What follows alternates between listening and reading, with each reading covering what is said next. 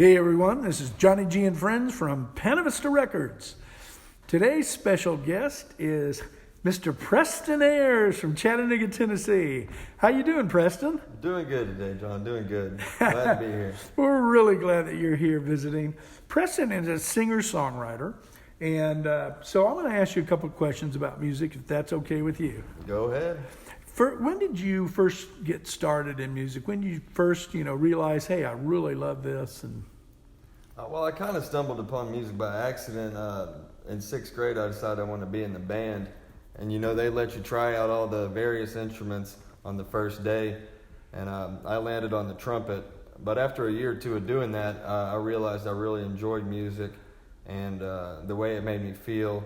And I decided it's a good way to spend my time. So since about 12 or 13 years old, I've had an interest in it. Do you have any favorite musicians or artists that you've listened to through the years? Yeah, the list is really too long to go over in entirety, but up there right at the top are probably Jerry Garcia, and I was raised on old bluegrass like Doc Watson, and also stuff like James Brown. Those are some of the top three right there. Did I know growing up, bluegrass in this area in Chattanooga is not as, big as other genres of music. But so when you shared that or listened to it with your friends, what did they think when you go, hey man, listen to this bluegrass? A lot of them don't even, they hear it for about 10 or 15 seconds and then they're turned off. But I guess it's a specific taste bluegrass is, but not everybody's into it, that's for sure. Well, I agree with you so much. I grew up in, Kansas a big part of my life, and a lot of bluegrass in that area. I just think that's maybe the purest music. I mean, you hear all the notes, and it's just the guitar, and and the vocals, or banjo, or stand-up bass, and to me, it's just a pure form of music. I agree with you there, John. That type of music comes out of the country and the hills where it's not a whole lot to do in the evening time other than sit around on the porch and play music with your friends. So it kind of evolved. So I know you from when you were born. Your parents and Janet and I are all really very close friends, like family. And you and Brett grew up, together and had similar taste and so forth. And I know that you love the band Widespread Panic. You've probably seen them, I would say 500 times. Who knows? You can tell me more about that. So right at about 100, but 100. Yeah. What about them do you really enjoy or like about them? I love the improvisation in their music. I love the jamming. Like I said, you see them 100 times, you're never going to catch the exact same show 2 times. So I like that aspect, the idea of keeping the music fresh, keeping it live, keeping it organic. But then also, there's a whole sense of community that comes around following a band around. And you get to meet people all over the country. I haven't seen any concerts here lately, but even all these years later, I've still got close friends that I met at a Widespread Panic concert. So that's a cool thing about it, too. Yeah, that's absolutely awesome. When did you pick up the guitar? You said you started with the trumpet, but I know I really only know you as a guitarist. So sure. I know I got my first guitar about the same time as I started playing trumpet, about 13 years old, and I actually took classical lessons from a guy, Central Baptist Church out there on Hickson Pike, and did that for a little while. And then I really took some lessons again in high school at about the age of 16 at Bill Hardin's music, and so it's always been in my life, but my playing skills and my love for the instrument really increased just in the past few years. I had some time out in California where I had a lot of free time on my hands, and I just played the guitar, and so I've really been enjoying it on a whole new level these past couple of years. Well, I know your parents grew up loving people like Bob Dylan and the British Invasion sound, and did that have some influence on you with your songwriting? Absolutely. Van Morrison is probably Mom's favorite artist in the whole wide world. No doubt. She just loves Van.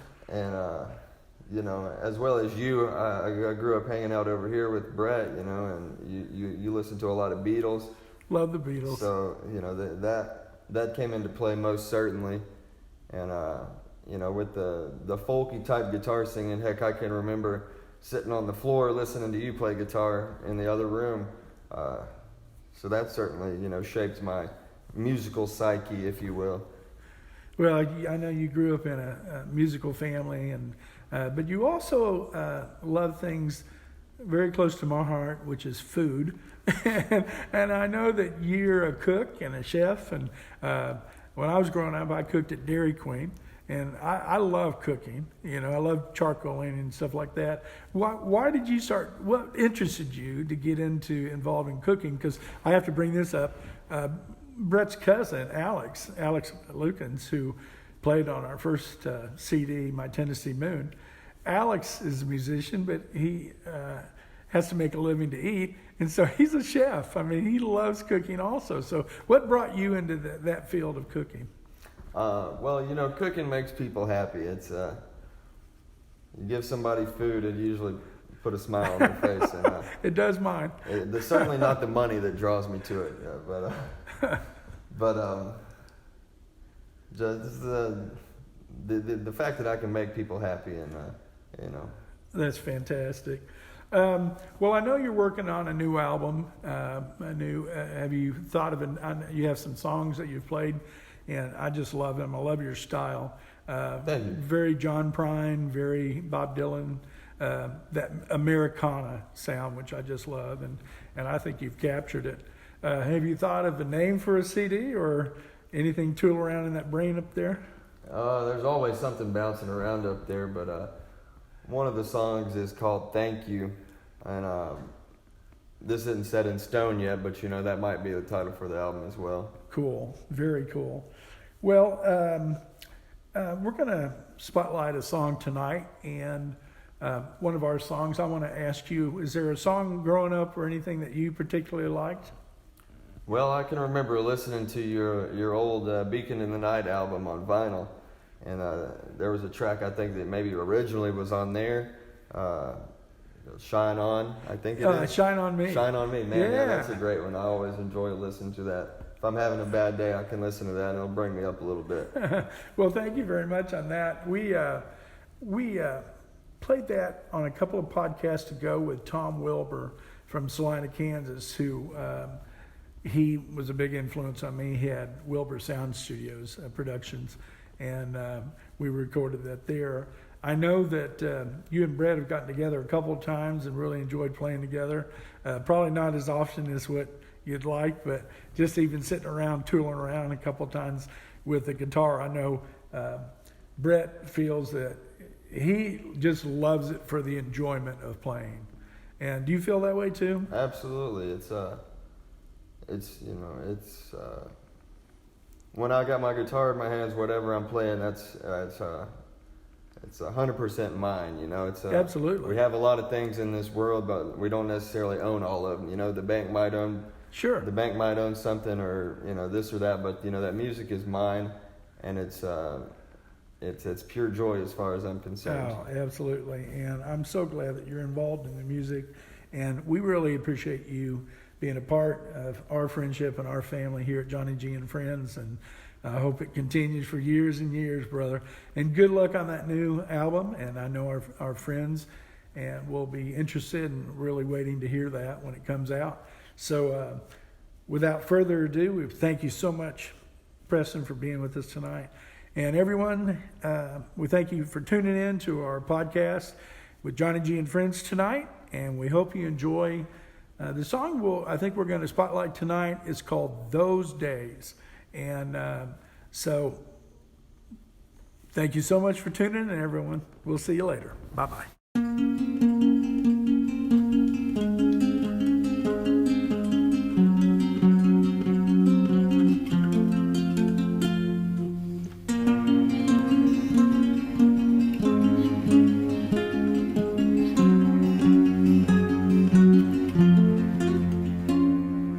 Hold me tight each and every night under a blanket of stars. I'll whisper dear into your ear, I love you with all of my heart.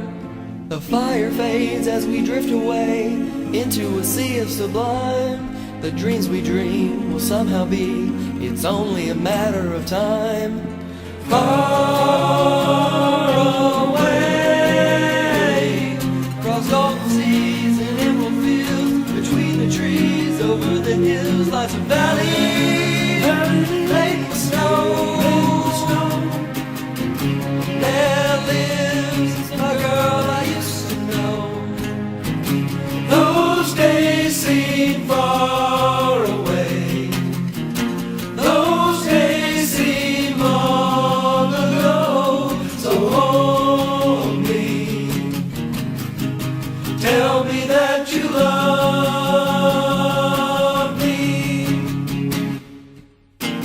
Those days seem far away. Those days seem long ago. So hold me and tell me I'm always mine. I'll hold you and tell you forever. I'll tell you that I love you.